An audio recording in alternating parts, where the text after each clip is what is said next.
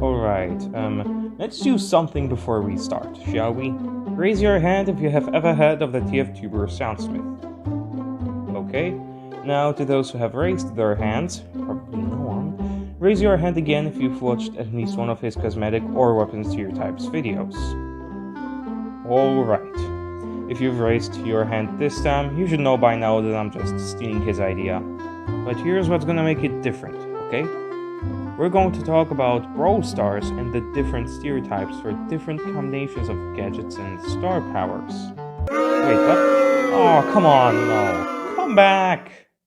Come back! Darn. And I should probably mention something. Stereotypes do not include everyone, so I could say something like, oh, Colt's using this and that are so toxic, when in reality you could actually be a pretty chill guy. And that's because stereotypes, even though they're mostly offensive, are a way that your brain segregates stuff at first glance. And even though that's all cool and stuff, I should really start before my brain goes all the way off topic, so let's start with the first half of the Trophy Road Brawlers.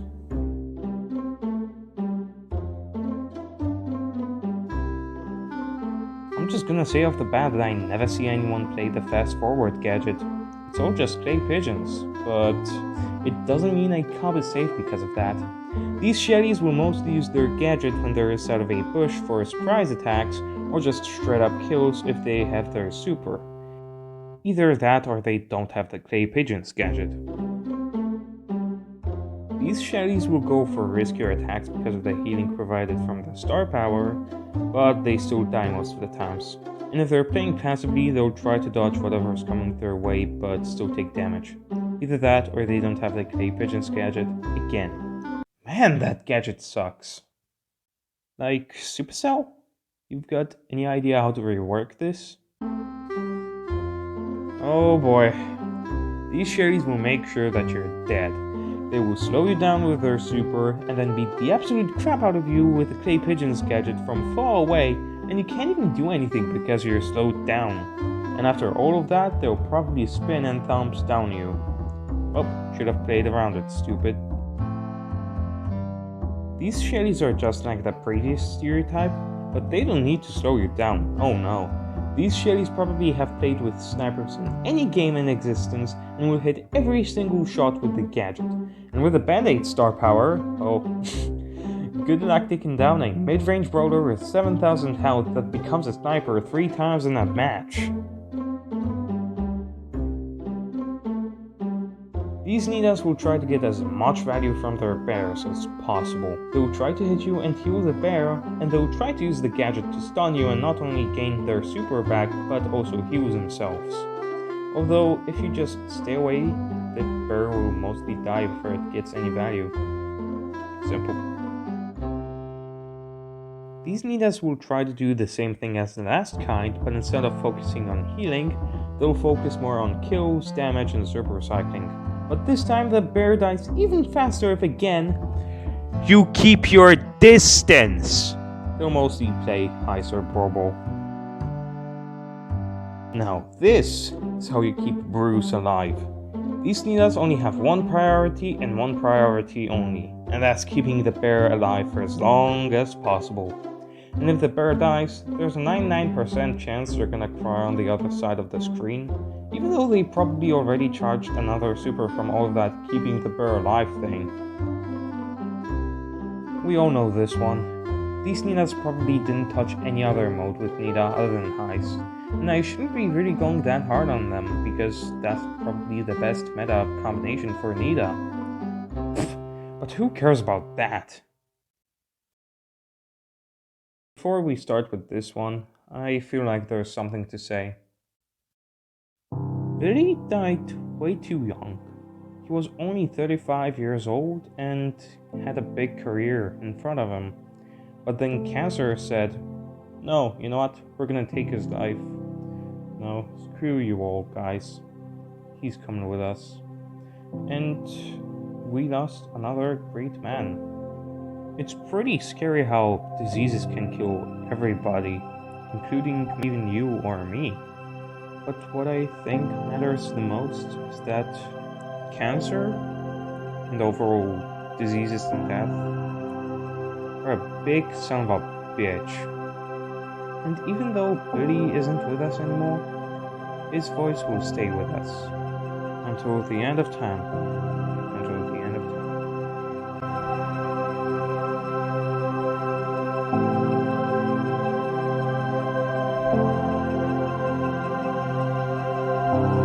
We should probably get back to the video, but let me take a break for a moment.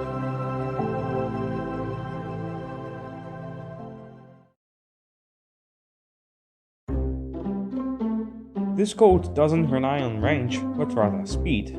There's a really good chance that you'll miss most of your shots, but you shouldn't feel too bad because they're gonna do the same thing.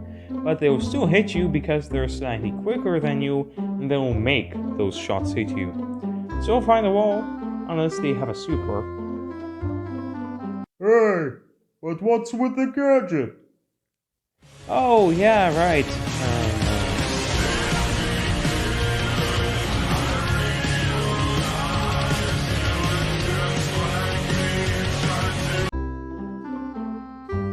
This is just the opposite of the last one. They'll hit most of their shots on you, but you'll hit most of your shots on them. With the extended range, they're also a DPS sniper, and when it comes to the fact that they're using the gadget, you can probably guess where this combination shines the most.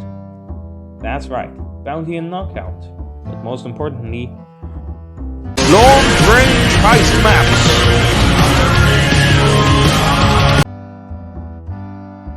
This person likes to do things fast. Most of the times, they're gonna use that gadget for their own benefit, but it also turns out to be a benefit for you, like an open goal or a new passageway which you can travel through. Just make sure they don't try anything stupid and you should be fine. On the other hand, you can have the best Colt teammate you could ever imagine, who will break every single wall necessary to make your opponents worthless. Although, still, it's mostly number one. Area. That's all this person needs.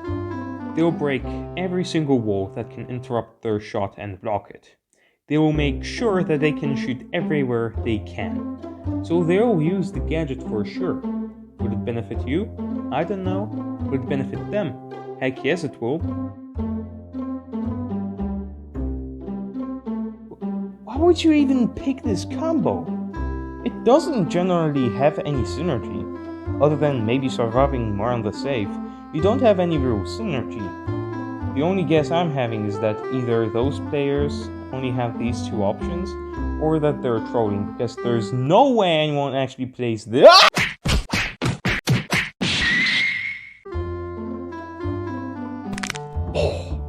Damn. This person is a hard nut to crack. If you don't get them in time, they'll just dodge from time to time, maybe even heal, but most importantly, corner you. Now, I hope you can get out of such a scenario, but if you can't, well, then that's nice out for you. If you can though, then be prepared to check every corner to make sure you don't run into one of them again, since that star power gives them about 100 less health than Primo, and that's without including the gadget. It seems like Little Timmy has finally realized that the T-Bone Injector and Berserk combo is great. But they want to explore more. And then they find an even better combination, where now instead of pretty much being pinned into heist only, now they can play almost any game mode. But no, really, the Stomper gadget is way better than that. Just because it seems like stopping your super midway and slowing down anyone within your range is very strong. Who would have guessed that? This person likes to play any mode with all. No matter if it's jam grab, duos, or even knockout, they'll play them all and win most of the times. It can also occur though that the people using this comp only charge supers by getting shot. So if that's the case, then get prepared to get supered a lot. Or just use them as a human shield. I mean, that's also an option. This person's turret never seems to die. No matter how many times you hit it, it will stay untouched because that Jessie won't stop healing it. But then as soon as you play her, your turret dies always instantly. And let's not forget that they'll slow you down as soon as you even get in the range of that thing. And then you die even quicker, like, what the fuck?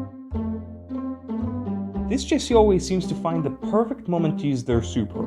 Every single time when you're out of ammo, that's the perfect time when this Jessie throws their scrappy at you, slows you down, and then murders you with over 4,500 damage from their shots and some additional sprinkling damage from their scrappy, which also always seems to hit even more targets because of your teammates or their spawners. Or even worse, you're safe. No, you're not safe. I meant you're safe. You're heist safe. Do you know what beats Scrappy's DPS? That's right, even more DPS. These Jessies will give you a hell of a time trying to dodge these shots from them and their Scrappy, but what they don't realize is that they got rid of their most valuable control mechanic, because now the turret can almost instantly die from close range most of the times, and that recoil spring is only good for getting a bunch of hits from mid-range of the turret or controlling your opponent's movement, because let's be honest here, there is no way you're getting through this. Damage everywhere. You see them mostly in Heist, but outside of Heist, they're still pretty good. In Knockout, they can get a bunch of damage late game just because of how cramped everything is, and in Hot Zone, they can just straight up get rid of people that are on the point, because not only do you not want to get hit by the turret, that's almost inevitable when there's a bunch of you on the point, because you don't spread out for some reason. As soon as you see the turret, you better plan on how to spread out. Does anyone even see these people? Did anyone even meet these people? I mean, one understandable thing is that you never see this comp because the star power buff can get interrupted by the gadget, but it's like people that play this comp just straight up don't exist. I'm not even sure if I should say that people play this because they don't have anything else. No, they're just non-existent. Gone. Reduced to atoms. These procs are fluent in over 9,000 ways of kicking your ass, and don't even care what you play. Sniper, they just dodge everything, and when you try to get in range of them, the splash just feels infinite. Close range, they'll blast you off with their gadget and kill you with those 4 rockets. They're pretty much invincible, unless of course, they aren't good. Couldn't be me. I mean, what you talking about? You will either see them do the most damage to the Heist safe, or break the most walls in any other game mode. They pretty much see the walls as a Clash of Clans base, and they will go for that 3-star. But if they aren't doing anything of that, then you're probably gonna get aimed by that entire nuke fest. But they will probably just hit like 1 or 2 rockets, so yeah.